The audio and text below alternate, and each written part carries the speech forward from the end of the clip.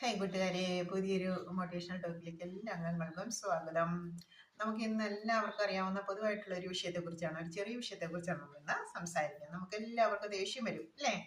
നമുക്ക് ദേഷ്യത്തെ കൺട്രോൾ ചെയ്യാൻ പറ്റില്ല. എനിക്ക് ദേഷ്യം വന്നാൽ പിന്നെ നിയന്ത്രിക്കാൻ പറ്റാറില്ല എന്ന് നമ്മളെല്ലാവരും എപ്പോഴും പറയാറുള്ള ഒരു വാചകമാണ്. പക്ഷേ നമ്മൾ ഈ ദേഷ്യത്തെ നിയന്ത്രിച്ചേ പറ്റൂ. നമ്മൾ ദേഷ്യത്തെ നിയന്ത്രിച്ചേ പറ്റൂ. നമ്മുടെ കുടുംബ അന്തരീക്ഷത്തിലാണെങ്കിലും നമ്മുടെ ജോലി സ്ഥലത്താണെങ്കിലും അല്ലെങ്കിൽ നമ്മൾ ഇടപഴകുന്ന ഏതൊരു സാഹചര്യത്തിലായിക്കോട്ടെ, നമ്മൾ നമ്മുടെ ദേഷ്യത്തെ കൺട്രോൾ ചെയ്തേ പറ്റുള്ളൂ. അപ്പം നമുക്ക് എപ്പോഴാണ് ദേഷ്യം വരിക? നമുക്ക് ദേഷ്യം വരിക എന്ന് പറഞ്ഞാൽ എന്താണ് ദേഷ്യം? ദേഷ്യം എന്ന് പറഞ്ഞാൽ എന്താണ്? നമ്മൾ ചെയ്യാൻ ഉദ്ദേശിക്കുന്ന ഒരു കാര്യം ചെയ്യാനായിട്ട് നമ്മൾ മുന്നോട്ട് പുറപ്പെടുമ്പോഴേക്കും എന്താണ് അതിന് എതിരായിട്ടുള്ള ഓപ്പോസിറ്റ് ആയിട്ടുള്ള ഒരു സാഹചര്യം വരികയും നമ്മൾ ചെയ്യാൻ ഉദ്ദേശിച്ചതിൻ്റെ നേരെ എതിരായിട്ടുള്ള കാര്യങ്ങൾ പ്രവർത്തിക്കുകയും പറയുകയും ഒരു കുടുംബാന്തരീക്ഷത്തിന് നോർമലായിട്ടുള്ള വൈബിന് ഒരു മാറ്റം സംഭവിക്കുകയും ചെയ്യുന്നു നമ്മൾ മൂലം. അതാണ് ദേഷ്യം എന്ന് പറയുന്നത് അല്ലേ?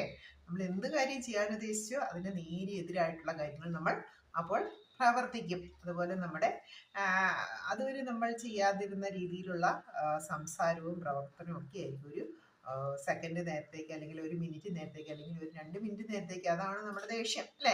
മാക്സിമം 2-3 മിനിറ്റ് കഴിയുമ്പോഴേക്കും നമ്മുടെ ദേഷ്യം നമ്മളെ വിട്ടു പോകുകയും ദേഷ്യം പെടുന്ന സമയത്ത് നമ്മൾ പലതും ചെയ്യുകയും പറയുകയും കാട്ടിക്കൂട്ടിയൊക്കെ ചെയ്തിട്ട് നമ്മൾ അരമണിക്കൂർ കഴിഞ്ഞ് നമ്മൾ പശ്ചാത്തപിക്കും. അങ്ങനെ പറയേണ്ടിയിരുന്നില്ല, അങ്ങനെ പ്രവർത്തിക്കേണ്ടിയിരുന്നില്ല, ഇങ്ങനെ ആയിരുന്നു ചെയ്യേണ്ടതെന്ന് നമ്മളെല്ലാവരും പശ്ചാത്തപിക്കാറുമുണ്ട് അല്ലേ?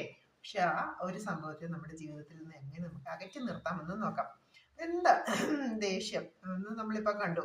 നമ്മളൊരു കാര്യം ചെയ്യാൻ പോകുന്നതിൻ്റെ നേരെ എതിരായിട്ടുള്ള ഒരു കാര്യം പ്രവർത്തിക്കാനായിട്ട് നമ്മുടെ മനസ്സിനെ പ്രേരിപ്പിക്കുന്നു, അല്ലെങ്കിൽ നമ്മുടെ ബുദ്ധിയെ പ്രേരിപ്പിക്കുന്ന ഒരു ഘടകം അപ്പോൾ ആ സാഹചര്യത്തിൽ വന്നു ചേർന്നതാണ് നമ്മുടെ ദേഷ്യത്തിന് നിധാനമായിട്ടുള്ള കാരണമായിട്ടുള്ളത്.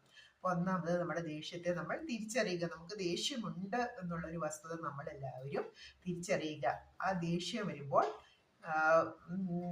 എനിക്ക് ഇനി മേൽ ഇങ്ങനെ ഒരുപാട് പൊട്ടിത്തെറിക്കുന്ന രീതിയിലുള്ള സംഭാഷണങ്ങളോ അല്ലെങ്കിൽ ഒരുപാട് നശീകരണ പ്രവണതകളോ ഒന്നും ഇനിയൊന്നും ഉണ്ടാകുകയില്ല എന്ന മനസ്സിൽ ഉറപ്പിക്കുക. അതാണ് ഒന്നാമത്തെ പോയിന്റ്. എത്ര ദേഷ്യം വന്നാലും ഞാൻ പ്രകോപനം ഉണ്ടാക്കുകയില്ല. കുടുംബാന്തരീക്ഷത്തിലാണെങ്കിലും ജോലി സ്ഥലത്താണെങ്കിലും നമ്മൾ ഇടപഴകുന്ന ഏതൊരു വേദിയിലാണെങ്കിലും ഞാൻ പ്രകോപനപരമായിട്ടുള്ള ഒരു പ്രവർത്തനം എൻ്റെ ഭാഗത്ത് നിന്ന് ഇനിമേൽ ഉണ്ടാവുകയില്ല, ഈ നിമിഷം തൊട്ട് ഉണ്ടാവുകയില്ല എന്ന് നമ്മൾ നിശ്ചയം എടുക്കുന്നു. ഉദാഹരണത്തിന് നമ്മുടെ വീട്ടില് എല്ലാ മുറികളിലും ലൈറ്റും ഫാനും ഓണാക്കി